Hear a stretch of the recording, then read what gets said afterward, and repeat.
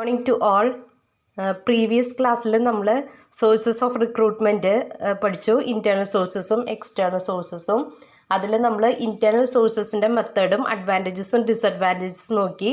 അതുപോലെ തന്നെ എക്സ്റ്റേണൽ സോഴ്സസിൻ്റെ അഡ്വാൻറ്റേജസും ഡിസഡ്വാൻറ്റേജസും നോക്കി. നമ്മൾ ഇന്ന് അതിൻ്റെ മെത്തേഡ്സ് ആണ് നോക്കുന്നത്. എന്താണ് എക്സ്റ്റേണൽ സോഴ്സസ് എന്ന് പറഞ്ഞാൽ?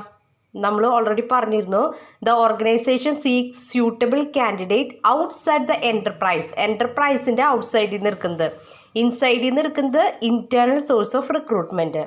അതിലെ ഫസ്റ്റ് മെത്തേഡ് എന്ന് പറയുന്നത് notice at a factory gate. ഈ മെത്തേഡ് അനുസരിച്ച് ഓർഗനൈസേഷൻ അവരുടെ ഓർഗനൈസേഷനിലുള്ള വാക്കൻസികൾ നോട്ടീസ് ബോർഡിൽ നോട്ടീസായിട്ട് ഇടും. ഇപ്പം ഏത് വാക്കൻസിയിലാണ്, ഏത് പോസ്റ്റിലാണ് വാക്കൻസി വന്നേക്കുന്നത്, സാലറി എത്ര ക്വാളിഫിക്കേഷൻ ഉള്ളവർ വേണം, ഇതൊക്കെ ചോദിച്ചിട്ട് നോട്ടീസ് ബോർഡിൽ പബ്ലിഷ് ചെയ്യും. അല്ലെങ്കിൽ അവർ ഫാക്ടറി ഗേറ്റിൻ്റെ ഫ്രണ്ടിലായിട്ട് ഇത്രയും വാക്കൻസി, ഈ പറഞ്ഞ കാര്യങ്ങളൊക്കെ, വാക്കൻസി, അതിൻ്റെ ക്വാളിഫിക്കേഷൻ, സാലറി സ്കെയിലൊക്കെ കാണിച്ചുകൊണ്ട് അവർ നോട്ടീസ് ബോർഡിൻ്റെ ഗേറ്റിൻ്റെ ഫ്രണ്ടിലായിട്ട് ഒട്ടിച്ചു വയ്ക്കും. ഇതാണ് നോട്ടീസ് അറ്റ് ഫാക്ടറി ഗേറ്റ് എന്ന് ഉദ്ദേശിക്കുന്നത്. നമുക്ക് നോക്കാം. The organization put up a notice on the notice board or at a factory gate. The details such as number of vacancy, എത്ര വേണം, അതുപോലെ തന്നെ എത്ര salary, qualification etcetera are shown in the notice. Those who are read the notice, അതായത് ഈ notice വായിച്ചു കഴിഞ്ഞ് കഴിയുമ്പോൾ, ഇപ്പോൾ ഫാക്ടറി ഗേറ്റിൻ്റെ ഫ്രണ്ടിലോ അല്ലെങ്കിൽ നോട്ടീസ് ബോർഡിലോ ഇട്ടിരിക്കണ നോട്ടീസ് വായിച്ച് കഴിയുമ്പോൾ ആർക്കാണോ ഇൻട്രസ്റ്റ് അല്ലെങ്കിൽ ആരുടെ ക്വാളിഫിക്കേഷനാണോ അതിന് മാച്ച് ചെയ്യുന്നത് അവർ അപ്ലൈ ചെയ്യും. അവരെ ടെസ്റ്റും ഇൻ്റർവ്യൂ ഒക്കെ നടത്തി അവരെ നമ്മൾ സ്യൂട്ടബിൾ ആണെന്ന് തോന്നണവരെ അപ്പോയിൻറ്റ് ചെയ്യും. ഇതാണ് notice at factory gate.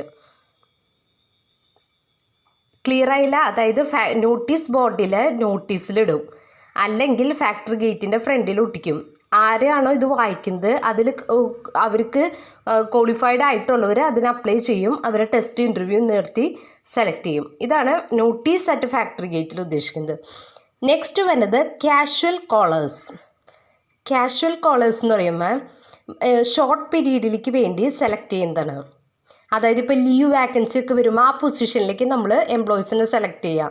Short period ആയിരിക്കും അത്. ഇപ്പോൾ ലീവ് വാക്കൻസിയിലൊക്കെ കയറാമെന്ന് പറയില്ലേ, അതാണ് ഉദ്ദേശിക്കുന്നത്. Casual callers, the management appointed person for short period. For example, the person appoint in a leave വാക്കൻസിന് it is mainly meet short term ഡിമാൻഡുകൾ മീറ്റ് ചെയ്യാനാണ് നമ്മൾ കാഷ്വൽ കോളേഴ്സിൻ്റെ വഴി അപ്പോയിൻറ്റ് ചെയ്യുന്നത്.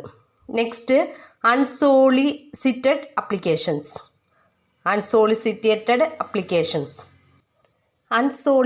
അപ്ലിക്കേഷനിൽ പറയുന്നത്, ഇപ്പം നമ്മൾ പഠിച്ചൊക്കെ കഴിഞ്ഞവർ, നിങ്ങൾക്കറിയാം, എവിടെയെങ്കിലും വാക്കൻസി അല്ലെങ്കിൽ അവർക്ക് പറ്റിയ ജോബ് ഉണ്ടെങ്കിൽ അവർ നേരത്തെ കൂട്ടി, ഇപ്പോൾ വാക്കൻസി ഇല്ലെങ്കിൽ കൂടി അവർ അവിടെ കൊണ്ടുപോയിട്ട് ബയോഡാറ്റ കൊടുക്കും.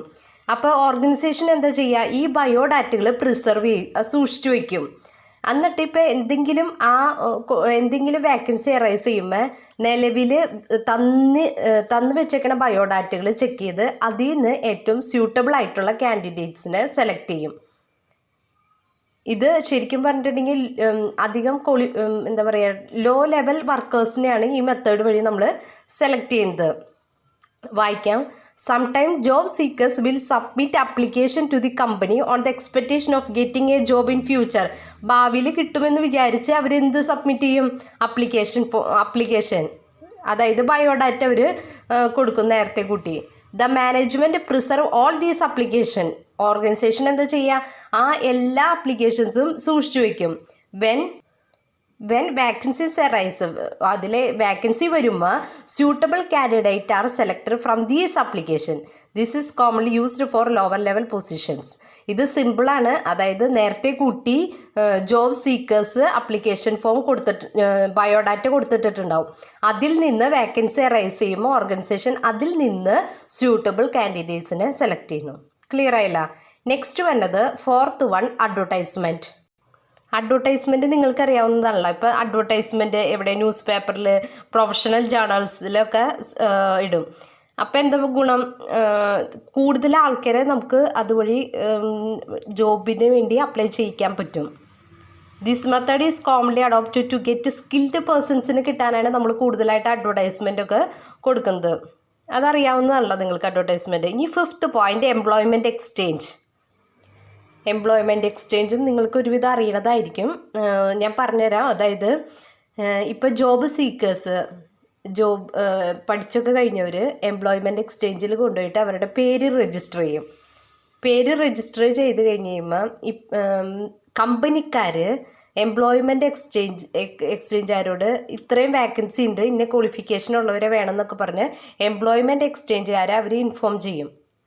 എംപ്ലോയ്മെൻറ്റ് എക്സ്ചേഞ്ചുകാർ അവരുടെ പേര് രജിസ്റ്റർ ചെയ്തതിൽ സ്യൂട്ടബിൾ ആയിട്ടുള്ള പേഴ്സൺസിൻ്റെ പേര് കമ്പനിക്കാർക്ക് കൊടുക്കും. കമ്പനിക്കാർ അതിൽ നിന്ന് മോസ്റ്റ് സ്യൂട്ടബിൾ ആയിട്ടുള്ള ഇൻഡിവിജ്വൽസിനെ സെലക്ട് ചെയ്യും. ക്ലിയർ ആയില്ലേ എംപ്ലോയ്മെൻറ്റ് എക്സ്ചേഞ്ച്?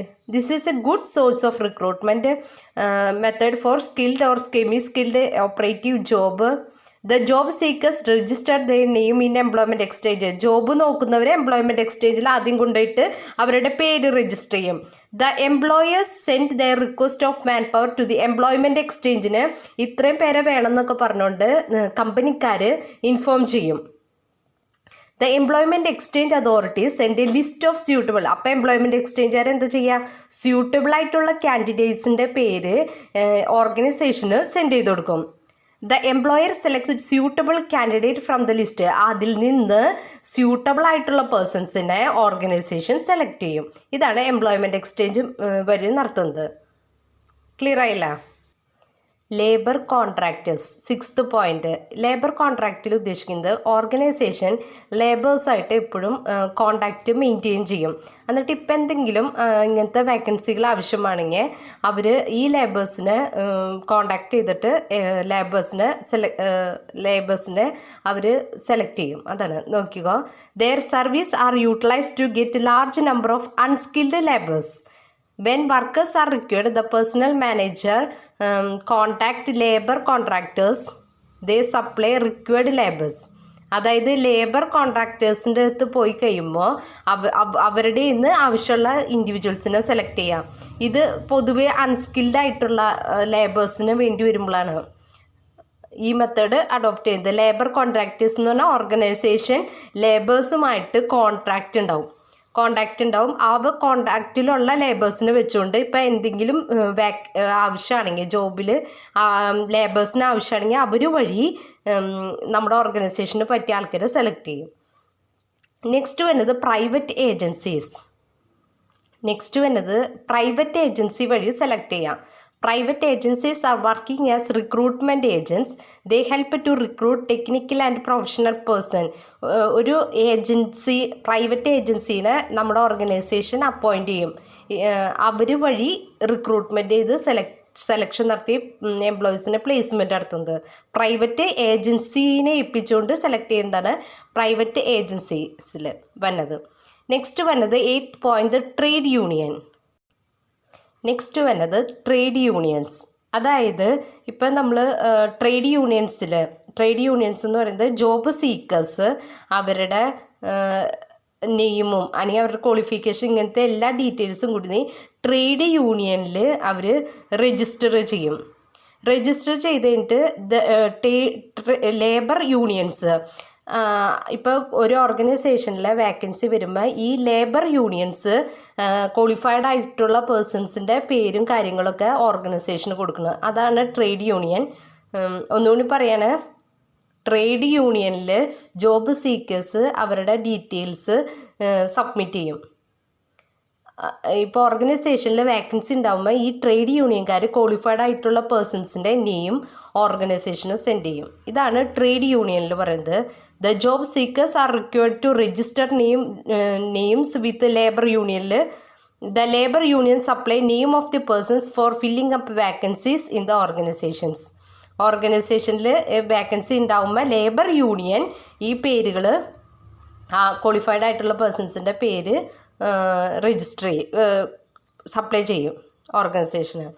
നെക്സ്റ്റ് വന്നത് ലീസിങ്ങിൽ വന്നത്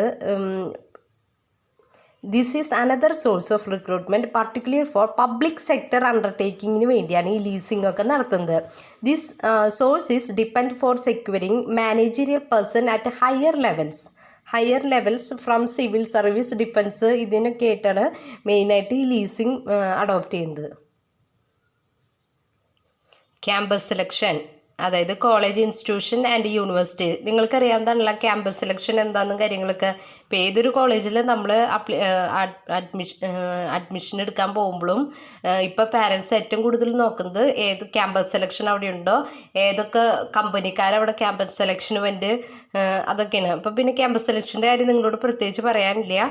some of the leading companies approach college, technical institutions, universities etcetera directly for recruitment. അവർ റിക്രൂട്ട് ഫ്രഷ് യൂത്ത്. നമുക്കറിയാമല്ലോ ഇപ്പോൾ ജസ്റ്റ് കഴിയുന്നവരൊക്കെയാണ് fresh youth graduates of different discipline. These young graduates are given orientation training before പ്ലേസ്മെൻറ്റിന് മുമ്പായിട്ട് അവർക്ക് orientation programmes ഒക്കെ കൊടുക്കണം. Next 11th, recommendation of the existing employees. Recommendation of the existing എംപ്ലോയീസിൽ വന്നത്, ഇപ്പോൾ ഓരോ ഓർഗനൈസേഷനിൽ വേക്കൻസി വന്നു കഴിഞ്ഞിട്ടുണ്ടെങ്കിൽ അവിടെ പ്രസൻറ്റ് വർക്ക് ചെയ്യുന്ന എംപ്ലോയീസിൻ്റെ അടുത്ത് പറയും ഇന്ന വേക്കൻസികളൊക്കെ വന്നിട്ടുണ്ടെന്ന്. പ്രസൻറ്റ് എംപ്ലോയീസിൻ്റെ കെയർ ഓഫിൽ അവർക്കറിയണവരെ അപ്പോയിൻറ്റ് ചെയ്യാം. അവർക്കറിയണവരെ ഇൻഫോം ചെയ്ത് അങ്ങനെ സെലക്ട് ചെയ്യുന്ന ഒരു മെത്തേഡാണ് റെക്കമെൻഡേഷൻ ഓഫ് ദി എക്സിസ്റ്റിംഗ് എംപ്ലോയീസിൽ പറയുന്നത്. ഇതിലൊരു ഡ്രോബാക്കും കൂടി വേണ്ടി, ഇപ്പോൾ എന്തെങ്കിലും മെയിനായിട്ടുള്ള എംപ്ലോയി, ഇപ്പോൾ ഇവർ വഴി റെക്കമെൻഡ് ചെയ്ത് സെലക്ട് ചെയ്യുന്ന ആളെ എന്തെങ്കിലും പ്രോബ്ലംസ് ഉണ്ടാക്കി കഴിഞ്ഞാൽ ഈ റെക്കമെൻഡ് ചെയ്ത ആൾ ആൻസറബിളാണ്.